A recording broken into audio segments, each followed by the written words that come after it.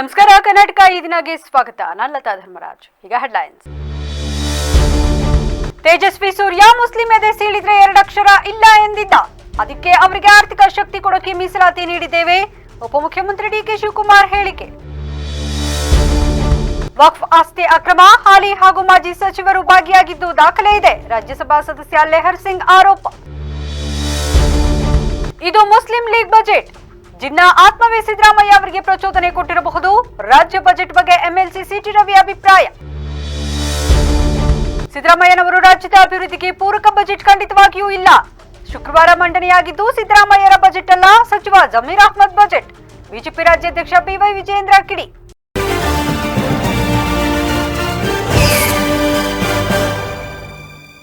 CM ಮಂಡಿಸಿರೋ budget ಐತಿಹಾಸಿಕ budget ಆಗಿದೆ. Tejasvi Surya Muslim ಎದೆ ಸೀಳಿದ್ರೆ 2 ಲಕ್ಷ ಇಲ್ಲ ಎಂದಿದ್ದ. ಅದಕ್ಕೆ ಅವರಿಗೆ ಆರ್ಥಿಕ ಶಕ್ತಿ ಕೊಡೋಕೆ ಮೀಸಲಾತಿ ನೀಡಿದ್ದೇವೆ ಎಂದು ಉಪಮುಖ್ಯಮಂತ್ರಿ ಡಿಕೆ ಶಿವಕುಮಾರ್ ಹೇಳಿದರು. ಕಲಬುರಗಿಯಲ್ಲಿಂದು ಸುದ್ದಿಗೋಷ್ಠಿ ನಡೆಸಿ ಮಾತನಾಡಿದ ಅವರು, ಕಲ್ಯಾಣ ಕರ್ನಾಟಕ ಅಭಿವೃದ್ಧಿ ಮಂಡಳಿಗೆ 5,000 ಕೋಟಿ ನೀಡಿದ್ದೇವೆ. ಅದರಂತೆ ಇಂದು 1,000 ಕೋಟಿ ವೆಚ್ಚದಲ್ಲಿ ಕಲ್ಯಾಣ ಪಥ ಯೋಜನೆಗೆ ಚಾಲನೆ ನೀಡುತ್ತಿದ್ದೇವೆ. ನೀರಾವರಿ ಯೋಜನೆಗೂ ಹೆಚ್ಚು ಹಣ ನೀಡಿದ್ದು, ತುಂಗಭದ್ರಾ ಜಲಾಶಯದ ಸಮಾನಾಂತರವಾಗಿ ನವಲೆ ಜಲಾಶಯದ ಬಗ್ಗೆ ಚಿಂತನೆ ನಡೆದಿದೆ. ನಾನು ಆಂಧ್ರ ಸಿಎಂ ಭೇಟಿಗೆ ಸಮಯ ಕೇಳಿದ್ದು, ಜಲತಜ್ಞರ ಜೊತೆ ಆಂಧ್ರ ಸಿಎಂ ಭೇಟಿ ಮಾಡ್ತೇನೆ ಎಂದ ಅವರು, ತೇಜಸ್ವಿ ಸೂರ್ಯ ಮುಸ್ಲಿಂ ಎದೆ ಸೀಳಿದ್ರೆ 2 ಅಕ್ಷರ ಇಲ್ಲ ಎಂದಿದ್ದ. ಅದಕ್ಕೆ ಅವರಿಗೆ ಆರ್ಥಿಕ ಶಕ್ತಿ ಕೊಡಕ್ಕೆ ಮೀಸಲಾತಿ ನೀಡಿದ್ದೇವೆ.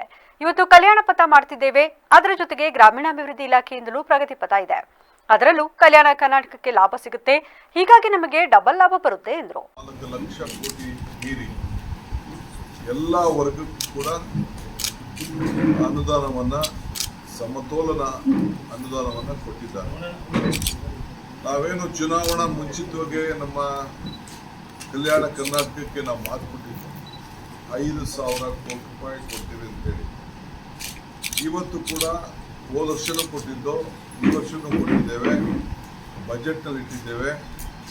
ಅದರ ಅನುಗುಣವಾಗಿ ಈಗ ನಾವು ಹೋಗಿ ಸುಮಾರು 1,000ಕ್ಕೂ ಹೆಚ್ಚು ಕೋಟಿ ರೂಪಾಯಿ ರಸ್ತೆಯನ್ನು ಈಗ ಉದ್ಘಾಟನೆ ಪ್ರಾರಂಭ ಮಾಡಲಿಕ್ಕೆ, ನಾವು ಶಂಕುಸ್ಥಾಪನೆ ಮಾಡಲಿಕ್ಕೆ ಈ ಗ್ರಾಮೀಣ ಪ್ರದೇಶದಲ್ಲಿ ಗುಲ್ಬರ್ಗದಲ್ಲಿ ಕಾರ್ಯಕ್ರಮ ಇಡೋದು ಬೇಡ ಅಂತೇಳಿ ಈಗ ಜೇವರ್ಗಿರಿ ಕಾರ್ಯಕ್ರಮವನ್ನು ಇಟ್ಟಿದ್ದೇವೆ. ಸೊ ನೀರಾವರಿಗೂ ಕೂಡ ಸುಮಾರು 22,000 ಕೋಟಿ ರೂಪಾಯಿ ರೈತರ ಬದುಕಿಗೆ ಇನ್ನು ಹೆಚ್ಚಿಗೆ ಶಕ್ತಿ ತುಂಬಬೇಕು ಅಂತೇಳಿ ಅದು ಮಾಡಿದ್ದೇವೆ. ಈ ಮಧ್ಯದಲ್ಲಿ ನಾನು ನಿಮ್ಮ ಕಲ್ಯಾಣ ಕರ್ನಾಟಕಕ್ಕೆ ಸಂಬಂಧಪಟ್ಟಂತೆ ಏನು ನಮ್ಮ ತುಂಗಭದ್ರಾ ಇದೆ, ಸುಮಾರು 25ರಿಂದ 30 TMC ನೀರು ಲ್ಯಾಪ್ಸ್ ಆಗ್ತಾ ಇದೆ. ಅದಕ್ಕೆ ನಾನು ಈಗಾಗಲೇ ಚಂದ್ರಬಾಬು ನಾಯ್ಡು ಅವ್ರನ್ನ ಟೈಮ್ ಕೇಳಿದ್ದೇನೆ. ಒಂದು ಆಲ್ಟರ್ನೇಟಿವ್ ಪ್ರಪೋಸಲ್ ಕೂಡ ನವಿಲೆ ಏನು ಅಣೆಕಟ್ಟು ಬದಲಾಗಿ ಇನ್ನೊಂದು ಮಾಡ್ಬೋದು ಅನ್ನೋದು ಒಂದು ಟೆಕ್ನಿಕಲ್ ರಿಪೋರ್ಟ್ ಬಂದಿದೆ. ಅದಕ್ಕೆ ಈಗಾಗಲೇ ನಾನು ಚಂದ್ರಬಾಬು ನಾಯ್ಡು ಅವರಿಗೆ ಮತ್ತು ನಮ್ಮ ರೇವಂತ್ ರೆಡ್ಡಿ ಅವರಿಗೂ ಕೂಡ ತಿಳಿಸಿದ್ದೇನೆ. ಅವರು ಈ ತಿಂಗಳಲ್ಲಿ ನನಗೆ ಟೈಮ್ ಕೊಡ್ತೀನಿ ಅಂತ ಹೇಳಿದ್ದಾರೆ. ಕೊಟ್ಟಾಗ ಈಗ ನಮ್ಮ ಆಫೀಸರ್ಸು ಟೆಕ್ನಿಕಲ್ ಟೀಮು ನೋಡ್ತದೆ. ವಕ್ಫ್ ಆಸ್ತಿ ಅಕ್ರಮದಲ್ಲಿ ಹಾಲಿ ಮಾಜಿ ಸಚಿವರು ಭಾಗಿಯಾಗಿದ್ದು, ಇದಕ್ಕೆ ಸಂಬಂಧಿಸಿದ ದಾಖಲೆಗಳು ಇವೆ ಎಂದು ಬಿಜೆಪಿ ರಾಜ್ಯಸಭಾ ಸದಸ್ಯ ಲೆಹರ್ ಸಿಂಗ್ ಜಿರೋಯಾ ಗಂಭೀರ ಆರೋಪ ಮಾಡಿದ್ದಾರೆ.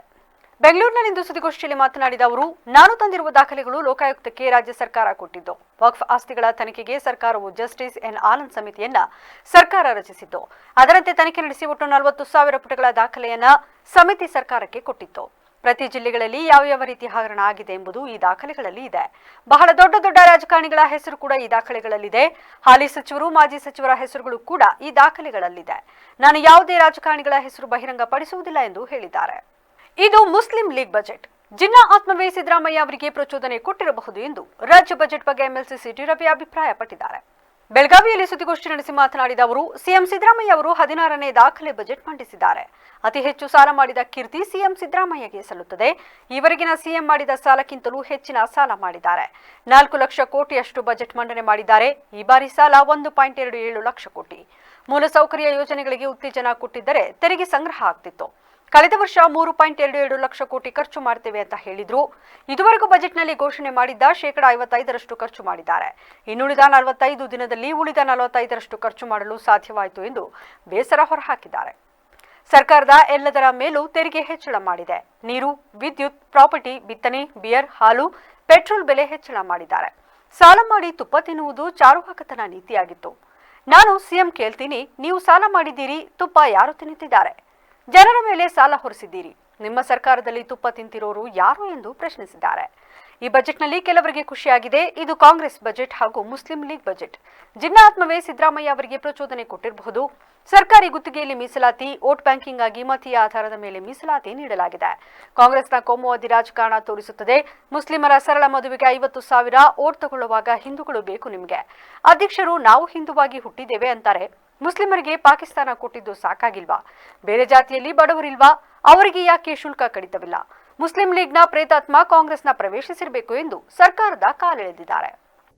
ಬಜೆಟ್ನಲ್ಲಿ ಕೆಲವರಿಗೆ ಖುಷಿಯಾಗಿದೆ. ನಾನು AICC ಅಧ್ಯಕ್ಷರಿಗೆ ಮತ್ತು KPCC ಅಧ್ಯಕ್ಷರಿಗೆ ಪ್ರಶ್ನೆ ಮಾಡಲಿಕ್ಕೆ ಬಯಸ್ತೇನೆ. ಇದು ಕಾಂಗ್ರೆಸ್ ಬಜೆಟೋ ಮುಸ್ಲಿಂ ಲೀಗ್ ಬಜೆಟೋ?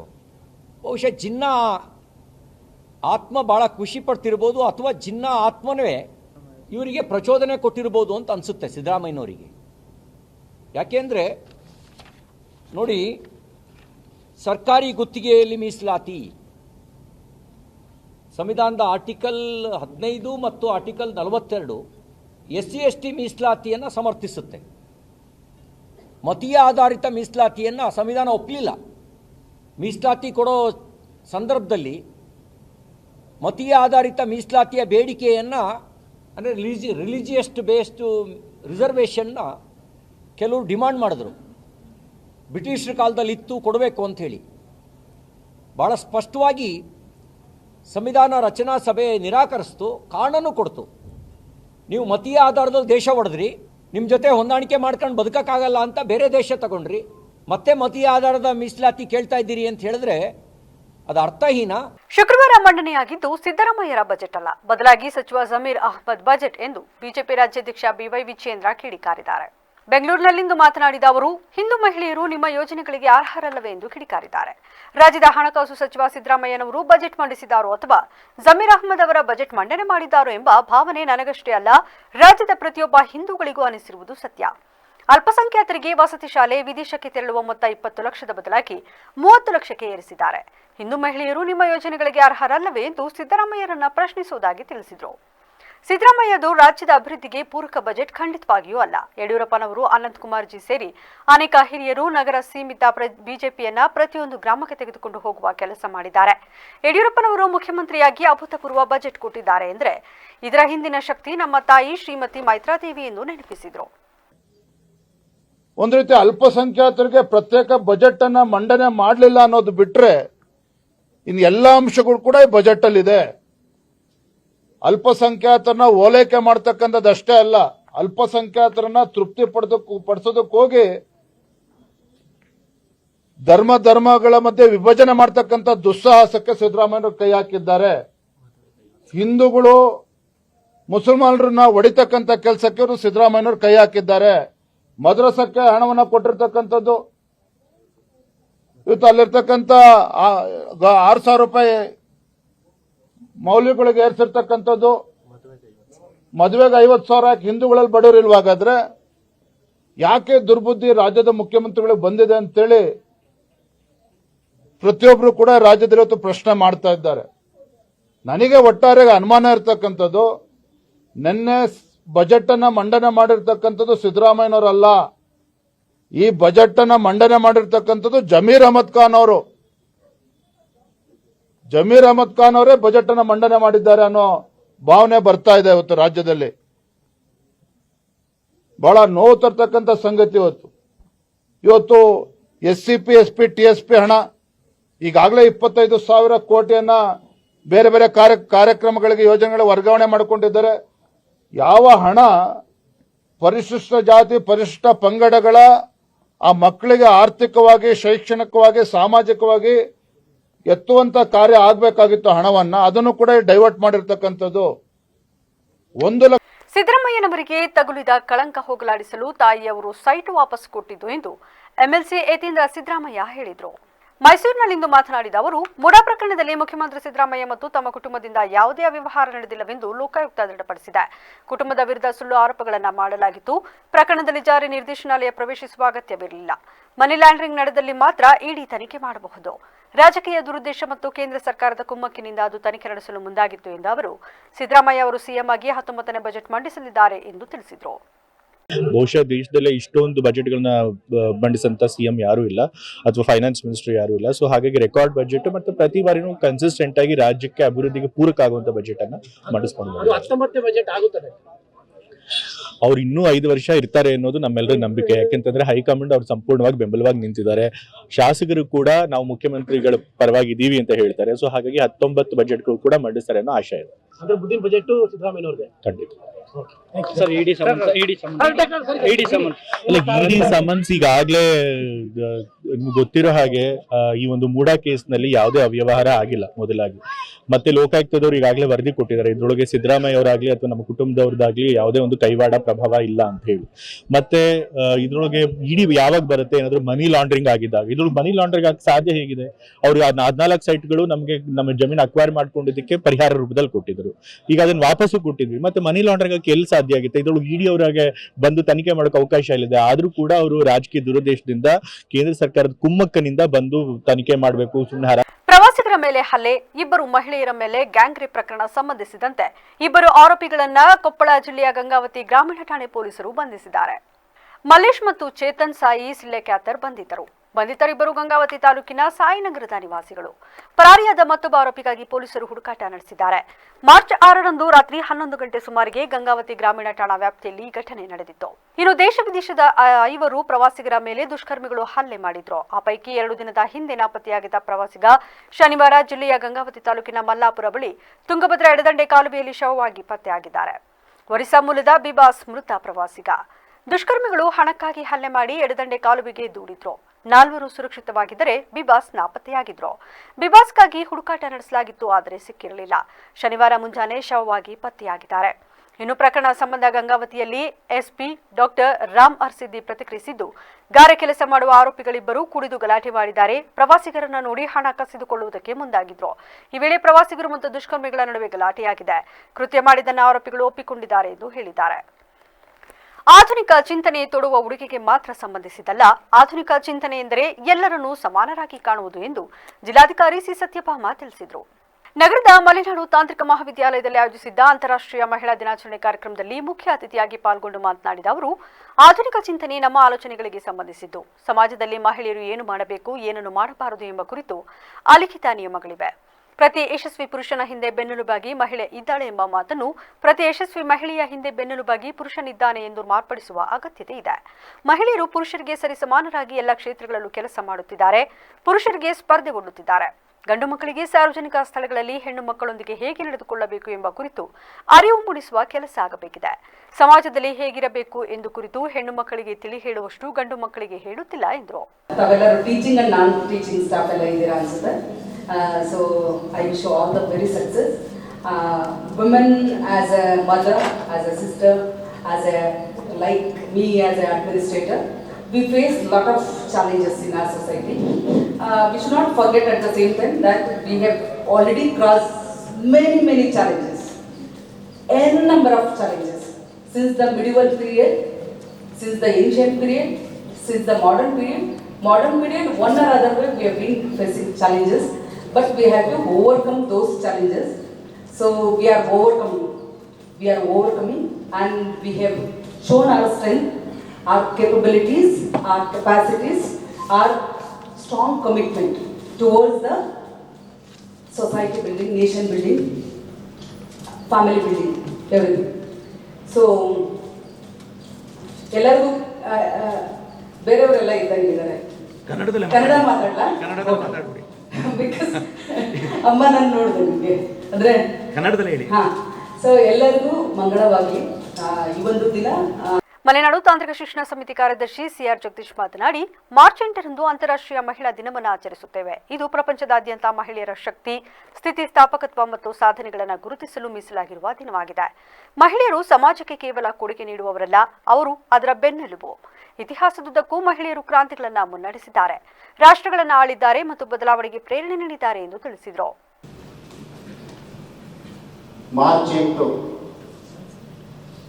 ವಿಶ್ವ ಮಹಿಳಾ ದಿನಾಚರಣೆಯಾಗಿ ಒಂದು ಗುರುತಿಸಿಕೊಳ್ಳಲಿಕ್ಕೆ 10 ಲಕ್ಷಕ್ಕೂ ಅಧಿಕ ಹೆಣ್ಣು ಮಕ್ಕಳು ಆಫ್ರಿಕಾ ಖಂಡದಿಂದ ಶುರು ಮಾಡಿದಂತಹ ಚಳುವಳಿಯ ಭಾಗವಾಗಿ ಇಂದು ವಿಶ್ವ ದಿನಾಚರಣೆ ಮಹಿಳಾ ದಿನಾಚರಣೆಯನ್ನು ಆಚರಣೆ ಮಾಡಲಿಕ್ಕೆ ಕಾರಣವಾಗಿದೆ. ಈ ಮಹಿಳೆಯರ ಬಗ್ಗೆ ಅವರು ಮಾಡಿದಂತಹ ಸಾಧನೆ ಜಗತ್ತಿಗೆ ತಿಳಿಸುವಂತಹ ಒಂದು ಕಾಯಕವೇ ಮಹಿಳಾ ದಿನಾಚರಣೆಯ ಒಂದು ಉದ್ದೇಶ.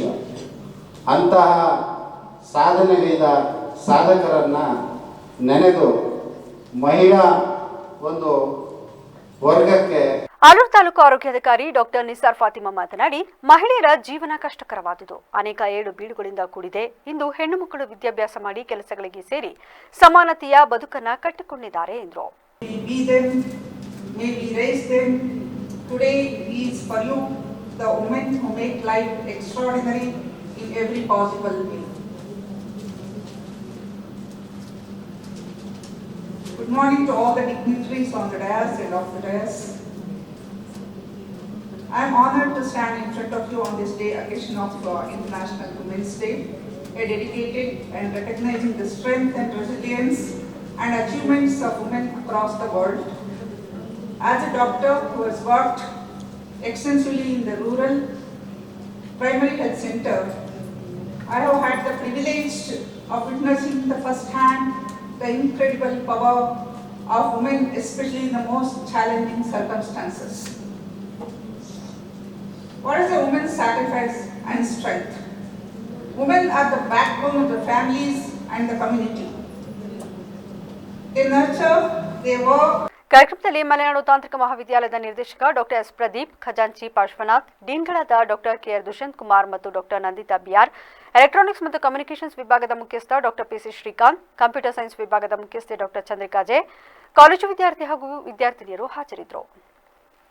ಮುಖ್ಯಮಂತ್ರಿ ಸಿದ್ದರಾಮಯ್ಯ ಅವರು ಶುಕ್ರವಾರ ಮಂಡಿಸಿದ ರಾಜ್ಯ ಬಜೆಟ್ ಜನವಿರೋಧಿ, ದಲಿತ ವಿರೋಧಿ ಬಜೆಟ್ ಆಗಿದೆ ಎಂದು ಆರೋಪಿಸಿ ಜಿಲ್ಲಾ ಬಿಜೆಪಿ ಅಧ್ಯಕ್ಷ ಸಿದ್ದೇಶ್ ನಾಗೇಂದ್ರ ನೇತೃತ್ವದಲ್ಲಿ ನಗರದ ಹೇಮಾವತಿ ಪ್ರತಿಮೆ ಬಳಿ ಪ್ರತಿಭಟನೆ ನಡೆಸಲಾಯಿತು.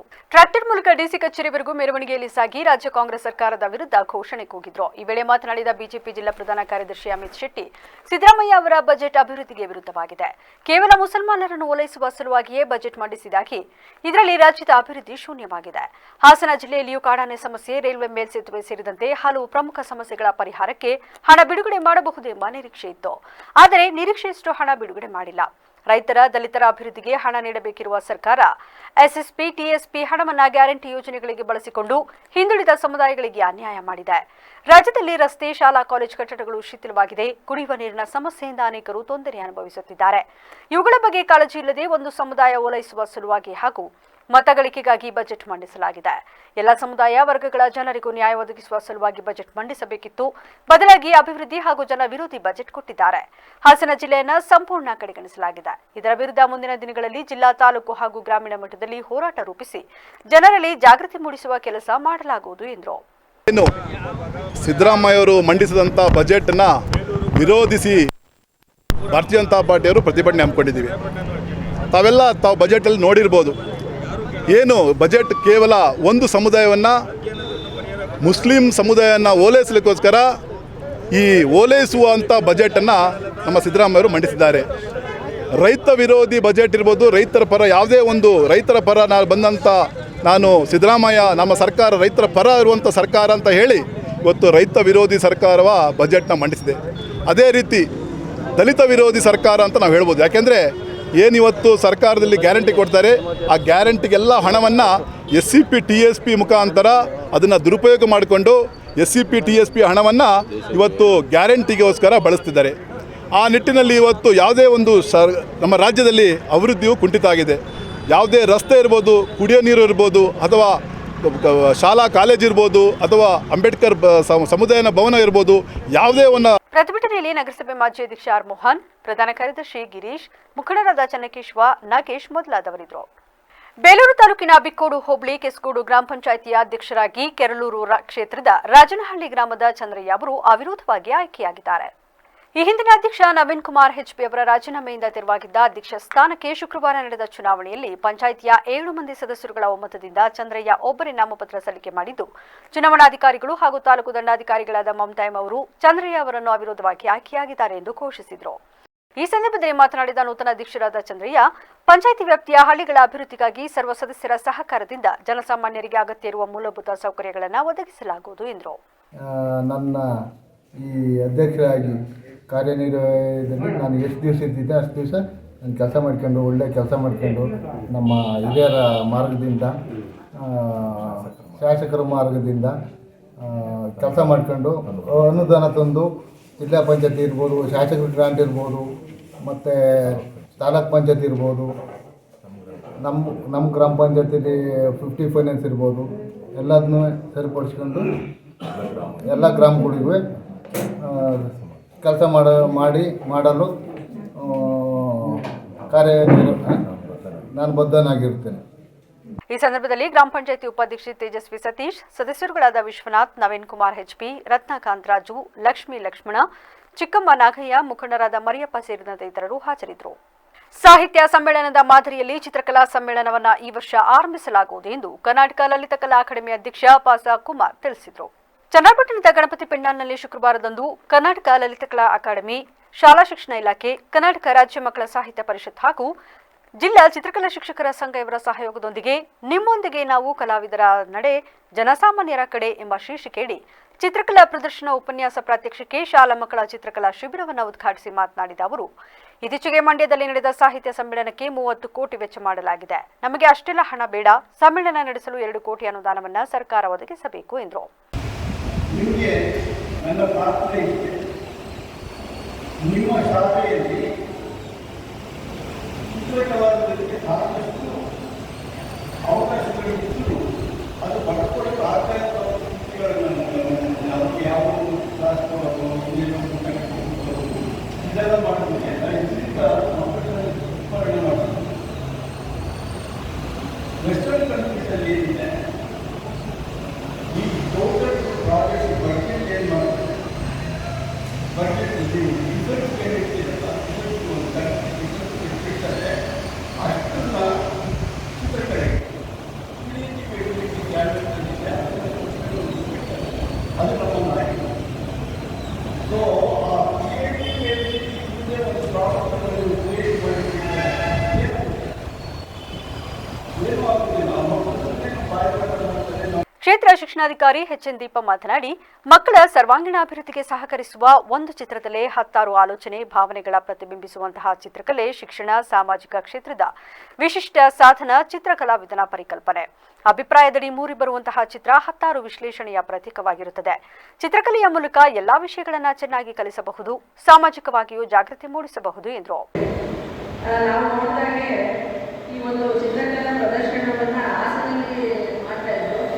ಹಾಗೆ ಬೆಂಗಳೂರಲ್ಲಿ ಚಿತ್ರಕಲಾ ಪರಿಷತ್ತಲ್ಲಿ ನಡೀತಾ ಇರುತ್ತೆ ಯಾವಾಗಲೂ. ಅದು ನಾವು ಚನ್ನರಾಯಪಟ್ಟಣದಲ್ಲಿ ಮಾಡ್ತೀವಿ ಅಂತ ನಮ್ಮ ಮಂಜುನಾಥ್ ಅವ್ರು ಮಾಡ್ತಾ ಇರ್ತಾರೆ ಯಾವಾಗಲೂ. ಮಂಜುನಾಥ್ ಅವರು ಇವತ್ತು ಚಿತ್ರಕಲಾ ಪ್ರದರ್ಶನವನ್ನು ಅವ್ರು ಯಾವಾಗಲೂ ನಡೆಸ್ತಾ ಇರ್ತಾರೆ. ಬೆಂಗಳೂರು ಬೇರೆ ಬೇರೆ ಕಡೆ ಅವ್ರು ಚನ್ನರಾಯಪಟ್ಟಣದಲ್ಲಿ ಮಾಡ್ತೀವಿ ಅಂತ ನನಗೆ ತುಂಬ ಖುಷಿ ಆಯಿತು. ಆಮೇಲೆ ಹೇಳಿದ್ರು, ಮೇಡಮ್ ಮಕ್ಕಳಿಗೆ ಒಂದು ಶಿಬಿರವನ್ನು ಸಹ ಮಾಡ್ತೀವಿ, ಎಲ್ಲಿ ನಮ್ಮ ಡ್ರಾಯಿಂಗ್ ಟೀಚರ್ ಇದ್ದಾರೆ, ಚಿತ್ರಕಲಾ ಶಿಕ್ಷಕರು, ಆ ಶಾಲೆಯ ಮಕ್ಕಳನ್ನ, ಹಾಗೆ ಇಲ್ಲಿ ದೊಡ್ಡ ದೊಡ್ಡ ಶಾಲೆಗಳಿರ್ತಕ್ಕಂಥ ಪೇಟೆ ಶಾಲೆ ಮತ್ತು ನಮ್ಮ ಯುವಕಿ ಶಾಲೆ ಮಕ್ಕಳನ್ನ ಕರ್ಕೊಂಡು ತರಬೇತಿಯನ್ನು ಕೊಡ್ತೀವಿ. ತುಂಬ ಖುಷಿ ಆಯಿತು. ಅದರಲ್ಲಿ ನನಗೆ ಪೇಂಟಿಂಗು ಮತ್ತು ಕಲೆ ಅಂದರೆ ತುಂಬ ಇಷ್ಟ. ಆ ವಿಚಾರದಲ್ಲಿ ಮಕ್ಕಳಿಗೆ ಒಂದು ತರಬೇತಿ ಕೊಡ್ತೀವಿ ಅಂದಾಗ ಕಾರ್ಯಕ್ರಮದಲ್ಲಿ ಕರ್ನಾಟಕ ಲಲಿತಕಲಾ ಅಕಾಡೆಮಿಯ ಸದಸ್ಯ ಸಂಚಾಲಕ ಎಚ್ಎಸ್ ಮಂಜುನಾಥ್, ಚಿತ್ರಕಲಾ ಶಿಕ್ಷಕ ಜಿಎಸ್ ಶಿವಶಂಕರಪ್ಪ, ಹಿರಿಯ ಚಿತ್ರಕಲಾ ಕಲಾವಿದ ಬಿಎಸ್ ದೇಸಾಯಿ, ಕರ್ನಾಟಕ ರಾಜ್ಯ ಮಕ್ಕಳ ಸಾಹಿತ್ಯ ಪರಿಷತ್ನ ರಾಜ್ಯಾಧ್ಯಕ್ಷ ಸಿಎನ್ ಅಶೋಕ್ ಸೇರಿದಂತೆ ಇತರರು ಹಾಜರಿದ್ದರು.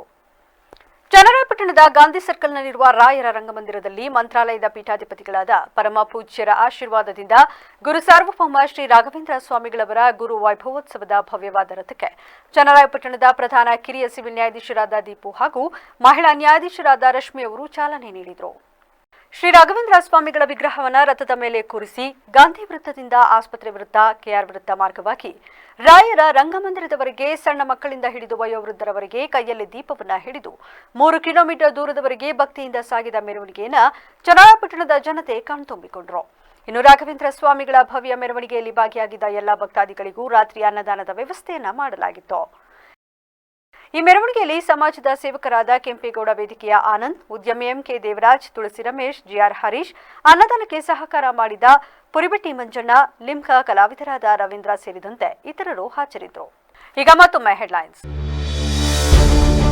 ತೇಜಸ್ವಿ ಸೂರ್ಯ ಮುಸ್ಲಿಂ ಎದೆ ಸೀಳಿದ್ರೆ 2 ಅಕ್ಷರ ಇಲ್ಲ ಎಂದಿದ್ದ. ಅದಕ್ಕೆ ಅವರಿಗೆ ಆರ್ಥಿಕ ಶಕ್ತಿ ಕೊಡೋಕೆ ಮೀಸಲಾತಿ ನೀಡಿದ್ದೇವೆ. ಉಪಮುಖ್ಯಮಂತ್ರಿ ಡಿಕೆ ಶಿವಕುಮಾರ್ ಹೇಳಿಕೆ. ವಕ್ಫ್ ಆಸ್ತಿ ಅಕ್ರಮ, ಹಾಲಿ ಹಾಗೂ ಮಾಜಿ ಸಚಿವರು ಭಾಗಿಯಾಗಿದ್ದು ದಾಖಲೆ ಇದೆ. ರಾಜ್ಯಸಭಾ ಸದಸ್ಯ ಲೆಹರ್ ಸಿಂಗ್ ಆರೋಪ. ಇದು ಮುಸ್ಲಿಂ ಲೀಗ್ ಬಜೆಟ್. ಜಿನ್ನಾ ಆತ್ಮವೇ ಸಿದ್ದರಾಮಯ್ಯ ಅವರಿಗೆ ಪ್ರಚೋದನೆ ಕೊಟ್ಟಿರಬಹುದು. ರಾಜ್ಯ ಬಜೆಟ್ ಬಗ್ಗೆ ಎಂಎಲ್ಸಿ ಸಿಟಿ ರವಿ ಅಭಿಪ್ರಾಯ. ಸಿದ್ದರಾಮಯ್ಯನವರು ರಾಜ್ಯದ ಅಭಿವೃದ್ಧಿಗೆ ಪೂರಕ ಬಜೆಟ್ ಖಂಡಿತವಾಗಿಯೂ ಇಲ್ಲ. ಶುಕ್ರವಾರ ಮಂಡನೆಯಾಗಿದ್ದು ಸಿದ್ದರಾಮಯ್ಯರ ಬಜೆಟ್ ಅಲ್ಲ, ಸಚಿವ ಜಮೀರ್ ಅಹ್ಮದ್ ಬಜೆಟ್. ಬಿಜೆಪಿ ರಾಜ್ಯಾಧ್ಯಕ್ಷ ಬಿವೈ ವಿಜಯೇಂದ್ರ ಕಿಡಿ. ಇದಾಗಿತ್ತು ಇಲ್ಲಿವರೆಗಿನ ನ್ಯೂಸ್ ಅಪ್ಡೇಟ್ಸ್. ನಿರಂತರ ಸುದ್ದಿಗಾಗಿ ನೋಡ್ತಾ ಇರಿ ಬಿಬಿಸಿ ನ್ಯೂಸ್. ಇದು ಜನರ ಧ್ವನಿ, ಸತ್ಯದ ಕಡೆ ನಮ್ಮ ನಡೆ.